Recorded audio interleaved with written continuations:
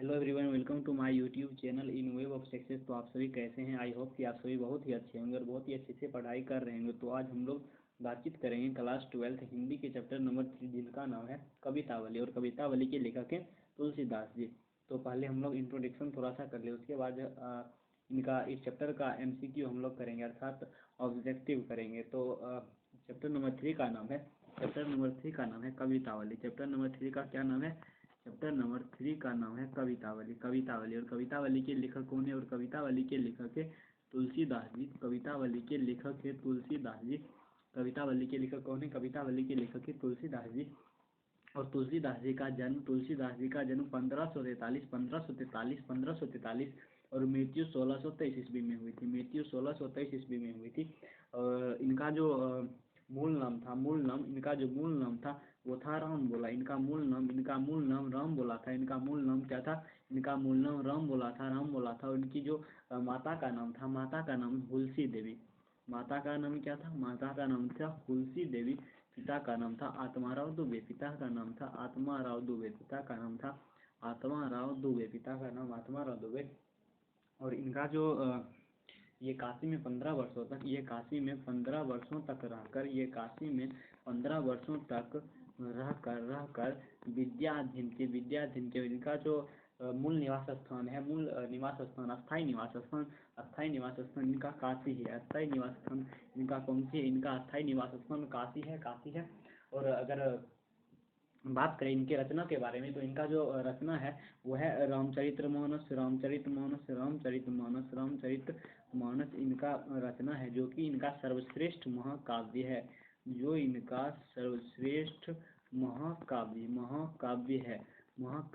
रामचरितमानस जो इनका रचना है वो है सर्वश्रेष्ठ इनका महाकाव्य। और रामचरितमानस के अलावा इनका जो रचना है वो है विनय पत्रिका इनका रचना है। विनय पत्रिका इनका ही रचना है। और विनय पत्रिका को इन्होंने ब्रज भाषा में रचना किए हैं। विनय पत्रिका का रचना जो इन्होंने किए हैं वो ब्रज भाषा में किए हैं। उनका जो नेक्स्ट इनका जो रचना है वो है कवितावली, जिसके बारे में अभी हम लोग बात करेंगे। जिनके बारे में अभी हम लोग बात करेंगे। और इसके बाद है कवितावली, दोहावली। कवितावली के बाद है दोहावली के बाद है गीतावली। गीतावली इनका ये सभी रचना है। और गीतावली के अलावा इनका जो रचना है वो है हनुमान बाहुक। क्या है? हनुमान बाहुक इनका ही रचना है।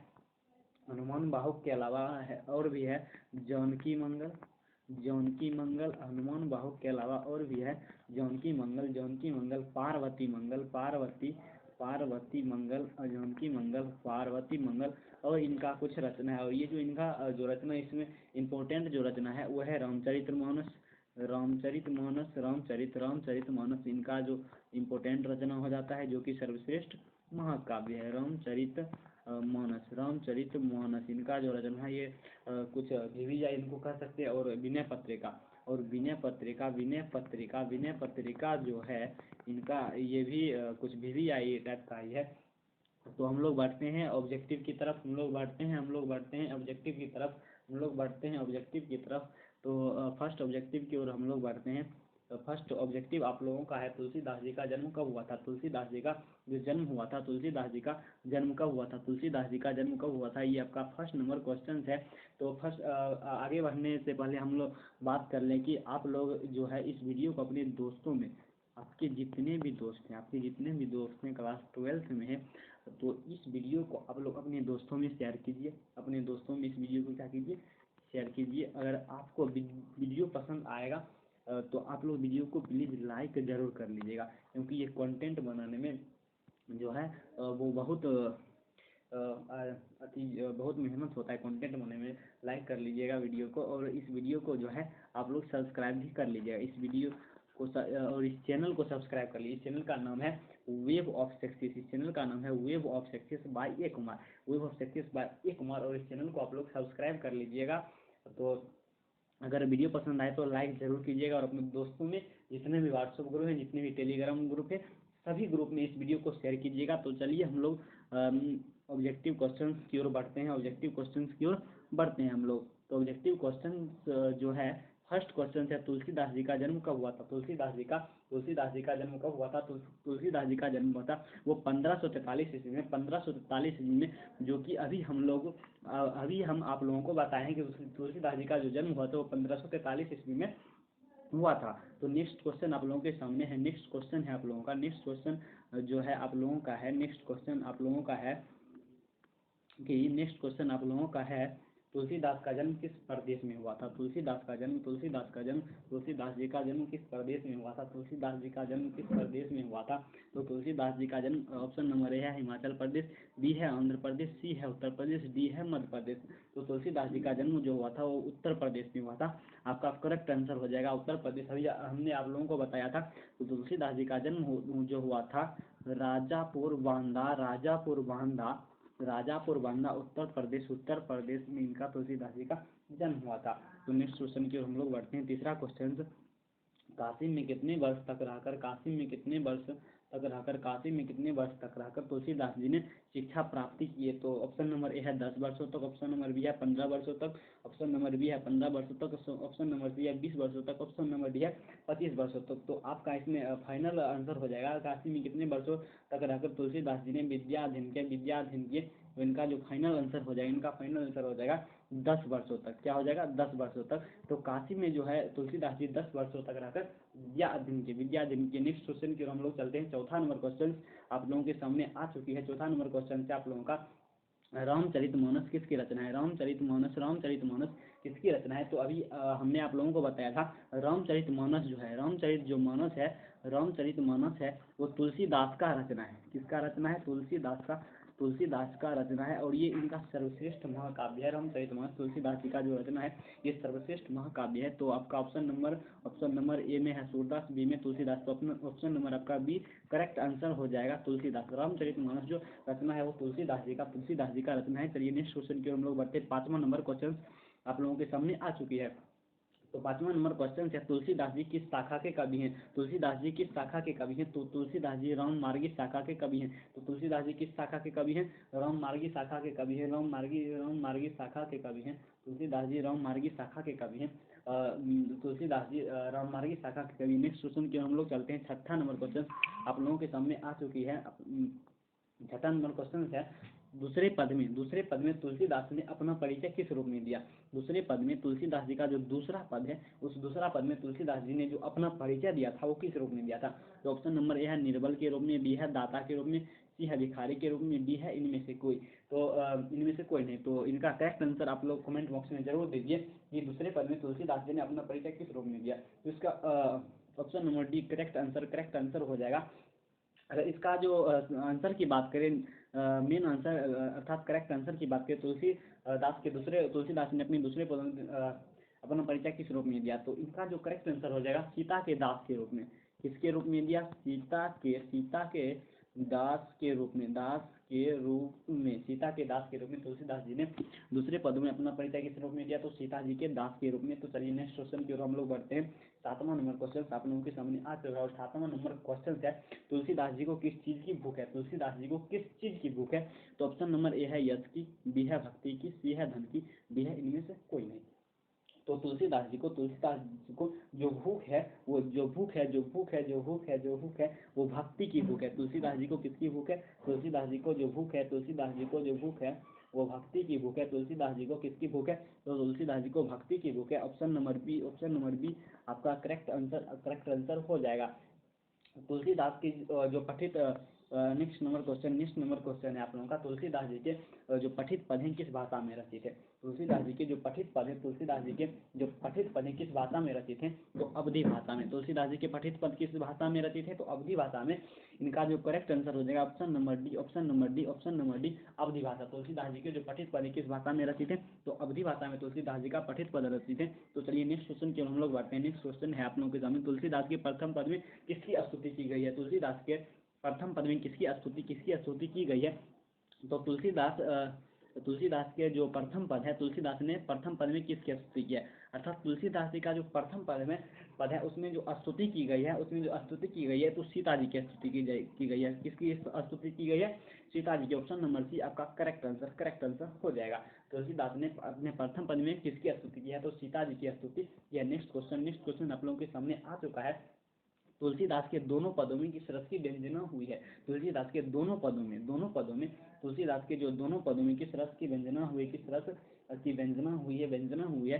तो तुलसी ऑप्शन नंबर ए है वात्सल्य रस, ऑप्शन नंबर बी है भक्ति रस, ऑप्शन नंबर सी है रौद्र रस, ऑप्शन नंबर डी है श्रृंगार रस।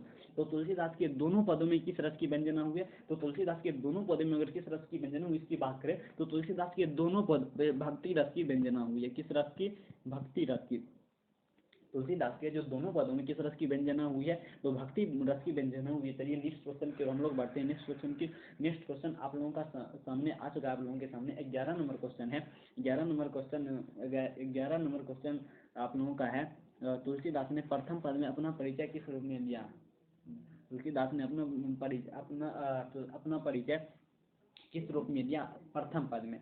तुलसीदास ने प्रथम पद में अपना परिचय किस रूप में दिया, अपना परिचय किस रूप में दिया, तो ऑप्शन नंबर ए है राम के भक्त के रूप में, महाकवि के रूप में, दीन के दुनिया के रूप में, सीता के दास के रूप में। तुलसीदास जी ने प्रथम पद में अपना परिचय किस रूप में दिया, तो सीता के दास के रूप में। किस रूप में दिया, तो सीता के दास के रूप में, सीता के दास रूप में तुलसीदास ने प्रथम पद में अपना परिचय सीता के दास के रूप में दिया। चलिए नेक्स्ट क्वेश्चन की ओर हम लोग बढ़ते हैं। नेक्स्ट क्वेश्चन आप लोगों के सामने आ चुकी है।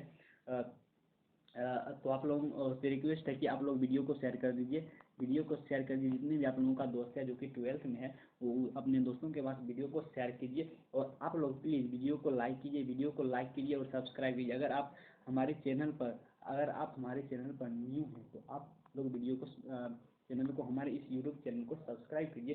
तो चलिए 12th नंबर क्वेश्चन हम लोग पढ़ते हैं। कबटुंक अम्ब अवसर पाई में अम्ब संबोधन किसके लिए किया गया है। तो ये जो कबटुंक अम्ब अवसर पाई है ये तुलसीदास का पद है, और इसमें अम्ब जो है, ये किसके लिए संबोधन किया गया, संबोधित किसके सम्मान के लिए ये अम्ब बोला गया है। ऑप्शन नंबर ए है सीता जी के लिए, बी है राधा के लिए, सी है अंजनी के लिए, डी है इनमें से कोई नहीं।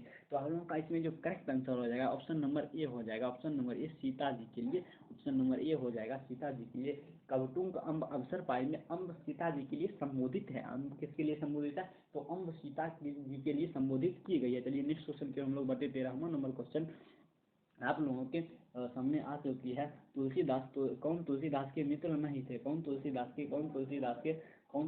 के जो थे वो मित्र नहीं थे, कौन तुलसीदास के मित्र नहीं थे। ऑप्शन नंबर ए है महाराजा मानसिंह, ऑप्शन नंबर ए है महाराजा मानसिंह, बी है तोडरमल, सी है सूरदास, डी है नवादास, डी आप लोगों के सामने है नवादास। तो इसमें अगर बात करें तो कौन तुलसीदास जी के मित्र नहीं थे, इसका ऑप्शन नंबर सी करेक्ट हो जाएगा सूरदास जी जो थे वो तुलसीदास जी के मित्र नहीं थे। सूरदास जी कौन नहीं थे, तुलसीदास जी के मित्र नहीं थे। चलिए नेक्स्ट क्वेश्चन की ओर बढ़ते हैं। 14वां नंबर क्वेश्चन आप लोगों के सामने आ चुका है। कौन सी रचना तुलसीदास की है,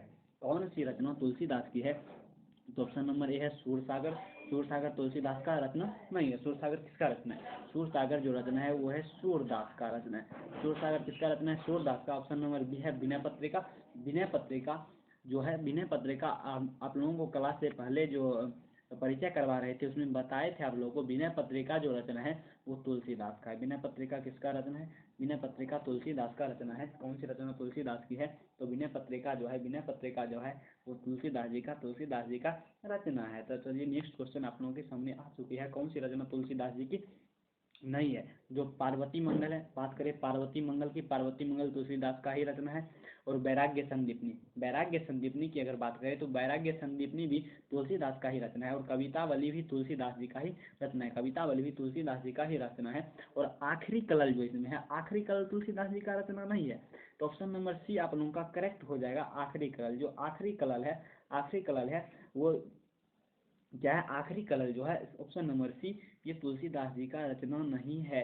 तो इसका ऑप्शन नंबर सी आप लोगों का करेक्ट हो जाएगा कि आखिरी कलल तुलसीदास जी का रचना नहीं है। नेक्स्ट क्वेश्चन की ओर बढ़ते हैं। नेक्स्ट क्वेश्चन है कवितावली के रचनाकार कौन है। तो ये तो एक छोटा सा ये तो क्वेश्चन जो नहीं बता पाएंगे वो बेकार ही पढ़ रहे हैं। कवितावली के रचनाकार कौन है, ये तो थोड़ा बेसिक सा क्वेश्चन है। कवितावली के रचनाकार कौन है, तो ऑप्शन नंबर ए है जायसी, बी है तुलसीदास, सी है कबीरदास, डी है सूरदास। तो इसका जो कवितावली के जो रचनाकार हैं वो है Tulsidas ji. Option number B आप लोगों का करेक्ट हो जाएगा।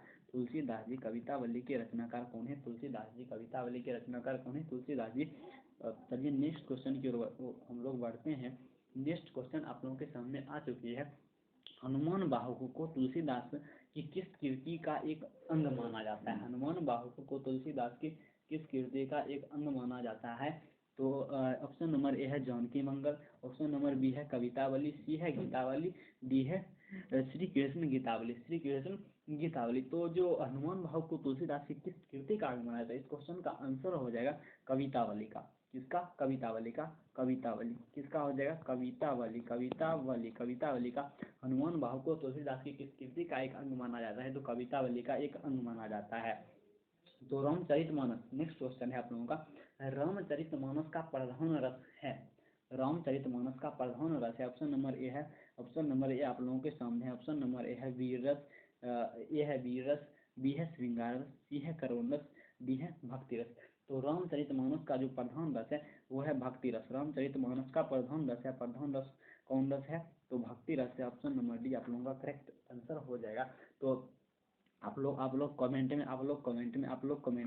कमेंट में बताइए कि आप लोगों का अभी तक में कितना क्वेश्चन सही हो चुका है, कितना क्वेश्चन सही हो चुका है और कितना क्वेश्चन गलत हो चुका है। आप लोग कमेंट बॉक्स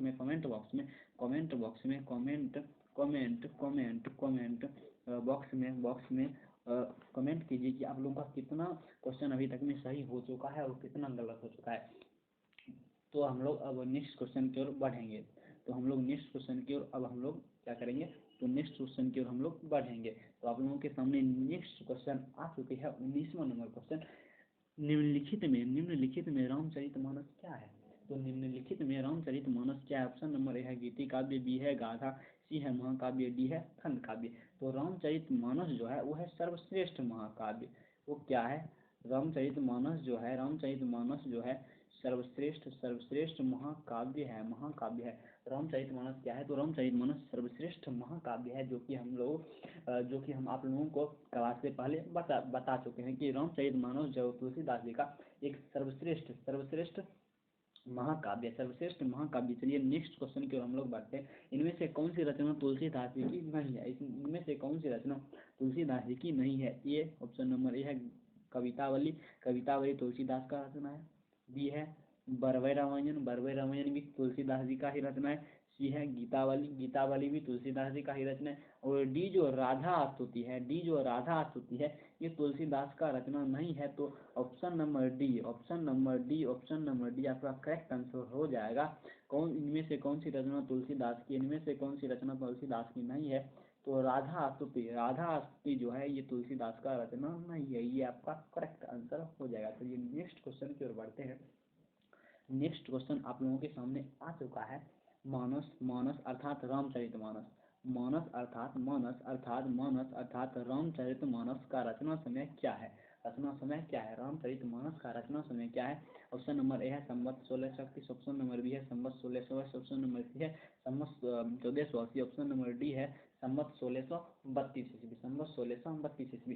तो रामचरितमानस अर्थात मानस का जो रचना समय है वह संवत 1631 ईस्वी। ऑप्शन नंबर ए आप लोगों का करेक्ट आंसर हो जाएगा। रामचरितमानस का जो रचना समय है वो है संवत 1600 ईस्वी। चलिए नेक्स्ट क्वेश्चन आप लोगों के सामने आ चुकी है। रामचरितमानस की भाषा क्या है? तो रामचरितमानस की भाषा क्या है? रामचरितमानस की भाषा क्या है? तो ऑप्शन नंबर ए है मैथिली, ऑप्शन नंबर बी है संस्कृत, ऑप्शन नंबर सी है अवधी, ऑप्शन नंबर सी है अवधी, ऑप्शन नंबर सी है अवधी, ऑप्शन नंबर डी है ब्रज भाषा। तो रामचरितमानस का जो भाषा है वो अवधी भाषा है। ऑप्शन नंबर सी आप लोगों का करेक्ट आंसर हो जाएगा। रामचरितमानस की भाषा कौन सी है? तो रामचरितमानस की अवधी भाषा है। चलिए नेक्स्ट क्वेश्चन की ओर बढ़ते हैं। नेक्स्ट क्वेश्चन आप लोगों के सामने आ चुका है। विनय पत्रिका की भाषा क्या है? ऑप्शन नंबर ए है अवधी, ऑप्शन नंबर बी है अंतर्वेदी अर्थात ब्रज, ऑप्शन नंबर सी है मैथिली, ऑप्शन नंबर डी है अंगिका। तो विनय पत्रिका का जो भाषा है वो अंतर्वेदी भाषा है। कौन सी भाषा है? अंतर्वेदी अर्थात ब्रज भाषा है। विनय पत्रिका का भाषा ब्रज भाषा से। नेक्स्ट क्वेश्चन की ओर बढ़ते हैं। नेक्स्ट क्वेश्चन आप लोगों के सामने आ चुके हैं। तुलसीदास का जन्मस्थान कहाँ हुआ था? तो आप लोग को हम लोग बता चुके थे कि तुलसीदास जी का जो जन्म हुआ था राजापुर बांदा उत्तर प्रदेश, कहाँ हुआ था, तो राजापुर बांदा उत्तर प्रदेश में तुलसीदास का जन्म हुआ था। ऑप्शन नंबर ए आप लोगों का करेक्ट आंसर हो जाएगा कि तुलसीदास का जो जन्म स्थान था, जन्म हुआ था, वो हुआ था राजापुर बांदा उत्तर प्रदेश में। राजापुर बांदा उत्तर प्रदेश में तुलसीदास जी का जन्म हुआ था। नेक्स्ट क्वेश्चन आप लोगों का है, तुलसीदास का मूल नाम क्या था। तो आप लोगों को बताए थे कि तुलसीदास जी का जो मूल नाम था वो था राम बोला। तुलसीदास का मूल नाम क्या था, तुलसीदास का मूल नाम था राम बोला, जो कि ऑप्शन नंबर डी में अवेलेबल है। तो ऑप्शन नंबर बी आप लोगों का करेक्ट आंसर हो जाएगा। तुलसीदास जी का जो मूल नाम था वो राम बोला था, राम बोला था। चलिए नेक्स्ट क्वेश्चन आप लोगों के सामने आ चुकी है, तुलसीदास जी के शिक्षा गुरु कौन थे। तुलसीदास जी के शिक्षा गुरु कौन थे, शिक्षा गुरु कौन थे। तो ऑप्शन नंबर ए है नरहरि दास, ऑप्शन नंबर ए है आप लोगों का नरहरि दास, बी है रविदास, सी है शेष सनातन, डी है मधुसूदन सरस्वती। तो तुलसीदास जी के जो शिक्षा गुरु थे वो थे शेष सनातन, वो थे शेष सनातन, वो थे शेष सनातन, वो थे शेष सनातन, शेष सनातन। तो चलिए नेक्स्ट क्वेश्चन आप लोगों के सामने है, इनमें से कौन सी रचना तुलसीदास की है। तो ऑप्शन नंबर ए है लग्न पत्रिका, ऑप्शन नंबर बी है पुराने पत्रिका, ऑप्शन नंबर सी है सीता स्वयं, और ऑप्शन नंबर डी है Vinay Patrika.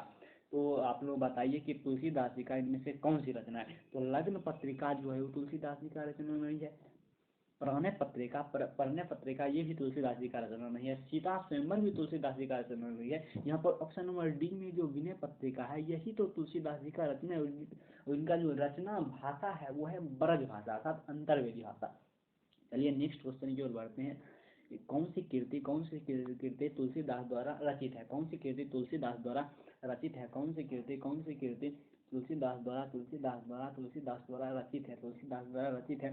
Option number A है उत्तर रामचरितम, ऑप्शन नंबर बी है रामायण, ऑप्शन नंबर सी है रामचरितमानस, ऑप्शन नंबर डी है खंजन नयन। तो कौन सी कीर्ति तुलसीदास द्वारा रचित है, कौन सी कीर्ति तुलसीदास द्वारा रचित है। तो इसमें ऑप्शन नंबर ए उत्तर रामचरितम, ये तो तुलसीदास का रचना नहीं है। ऑप्शन नंबर बी जो है वो है Ramayan, option number B Ramayan है, ये भी तुलसीदास जी का रचना नहीं है। ऑप्शन नंबर सी जो रामचरितमानस है यही तो तुलसीदास जी का रचना है, जो कि तुलसीदास जी का सर्वश्रेष्ठ महाकाव्य है। रामचरितमानस जो है वो तुलसीदास जी का सर्वश्रेष्ठ महाकाव्य है और यही तो तुलसीदास जी का रचना है। और इनका जो रचना भाषा है वो अवधी भाषा, वो कौन सी भाषा है, अवधी भाषा। चलिए नेक्स्ट क्वेश्चन की ओर हम लोग बढ़ते हैं। 29 नंबर क्वेश्चन है, कौन सी कीर्ति तुलसीदास द्वारा रचित नहीं है, कौन सी कीर्ति तुलसीदास द्वारा रचित नहीं है, कौन सी कीर्ति तुलसीदास द्वारा रचित नहीं है। ऑप्शन नंबर ए है वैराग्य संदीपनी, बी है पंचवटी, सी है बरवै रामायण, डी है जानकी मंगल। कौन सी कीर्ति तुलसीदास द्वारा रचित नहीं है। वैराग्य संदीपनी ये तो तुलसीदास जी का ही रचना है। बरवै रामायण ये भी तो तुलसीदास जी का ही रचना है। जानकी मंगल ये भी तो तुलसीदास जी का रचना है।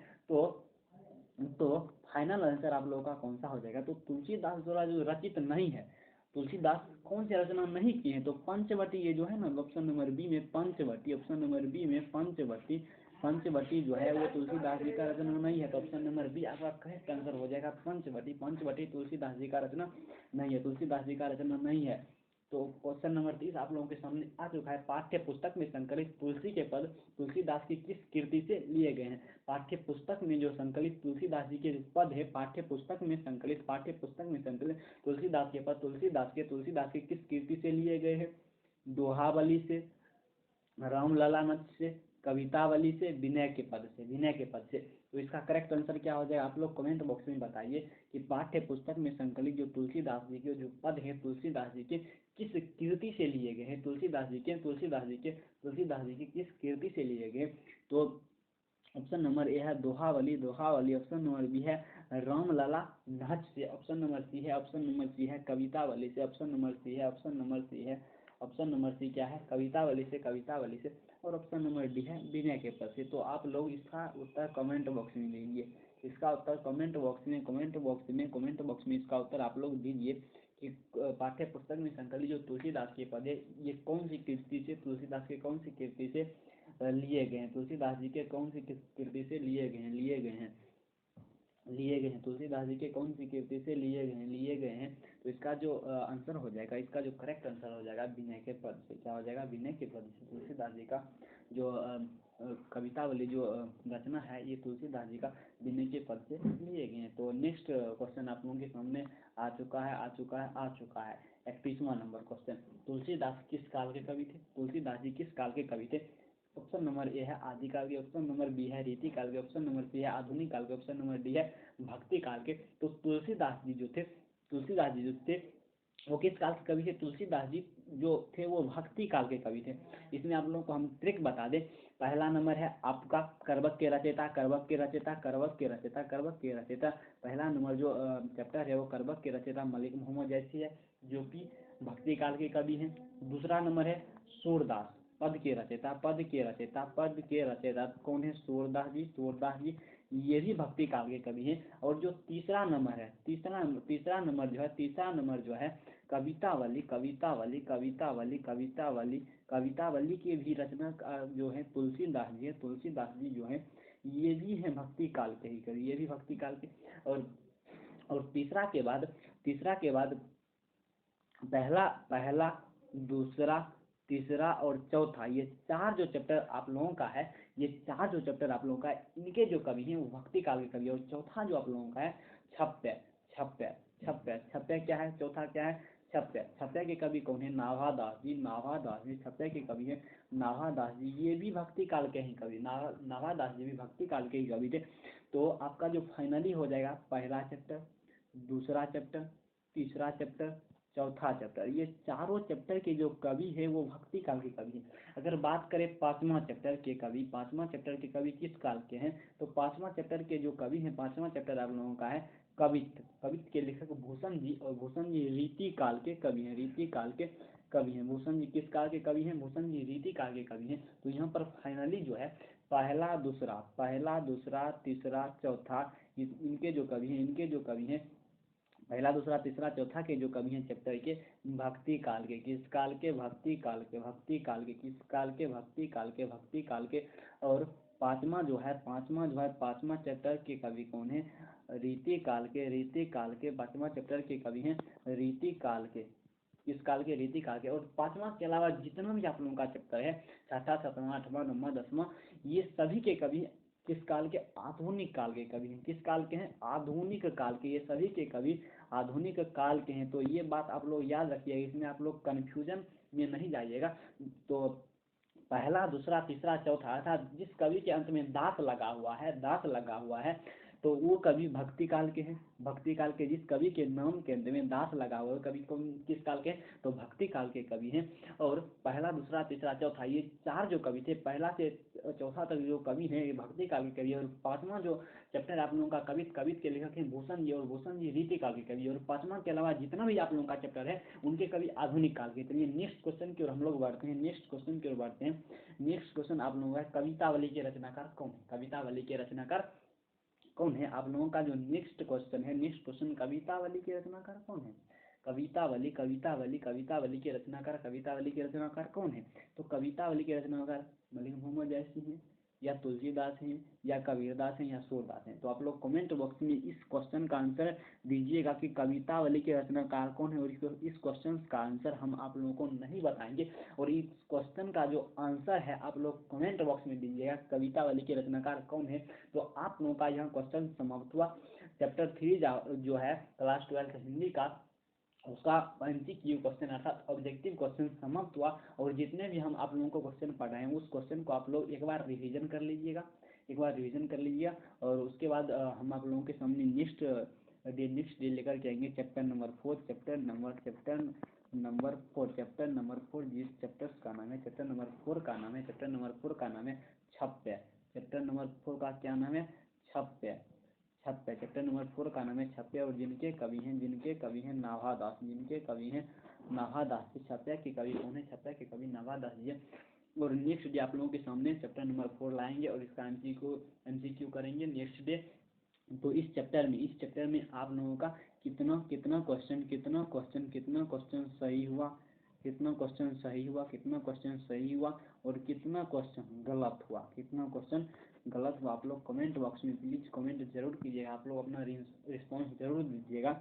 और आप लोगों को वीडियो अच्छा लगा या नहीं, आप लोगों को वीडियो अच्छा लगा या नहीं, अच्छा लगा या नहीं, आप लोग कमेंट बॉक्स में जरूर बताइए। अगर अच्छा लगा होगा वीडियो तो प्लीज़ लाइक कर लीजिएगा, प्लीज़ वीडियो को लाइक कर दीजिए, और अपने दोस्तों में शेयर कर दीजिएगा वीडियो को, और सब्सक्राइब तो निश्चित ही कर लीजिएगा। सब्सक्राइब तो इस वीडियो को निश्चित तौर पर ही कर लीजिएगा। तो मिलते हैं आप लोगों से नेक्स्ट वीडियो में। आप लोगों को थैंक यू बोल दें। आप लोगों को इस वीडियो देखने के लिए थैंक यू। आप लोगों को वीडियो देखने के लिए थैंक यू। तो नेक्स्ट वीडियो में हम आप लोगों से मिलते हैं चैप्टर नंबर 4 के MCQ के साथ। तो आप लोग नेक्स्ट वीडियो में भी जुड़िएगा। तो आप लोग नेक्स्ट वीडियो में जुड़िएगा। तो इस वीडियो को हम अभी ही अंत करते हैं। तो आप लोगों से कल मिलते हैं। ओके, ठीक है, तो कल मिलते हैं।